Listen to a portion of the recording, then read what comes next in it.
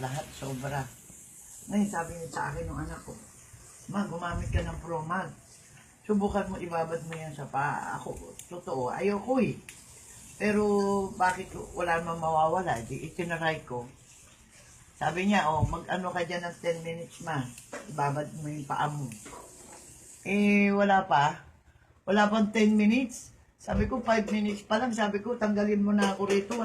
Nawala na yung sakit ng ano ko, ng likod ko. Balak ko pa nga sana uminom ng gamot para sa pain. Pero bakit nawala? Hanggang ngayon, hindi ko na nararamdaman yung sakit. Kaya natatakot ako, gusto ko. Pag sumasakit likod ko, magbababad ako doon sa Promag na yan.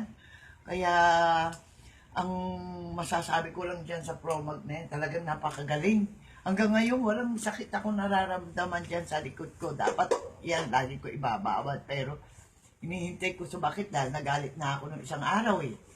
Nagalit ako nung isang araw sa isa kong anak eh. Pero hinihintay ko sumakit yung likod ko. Pero hindi sumasakit. Ba't gano'n? Isang beses lang.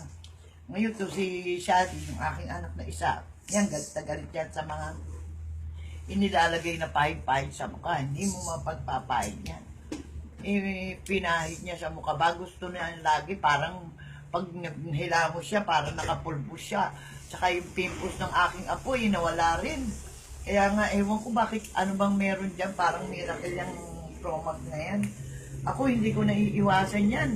Hindi ko talagang magiging parang imbis na maintenance na gamot yan, ang gagawin kong maintenance, pag ako nagagalit, bababad ko lang yung pa ako, ganun kabisa yung nararamdaman ko.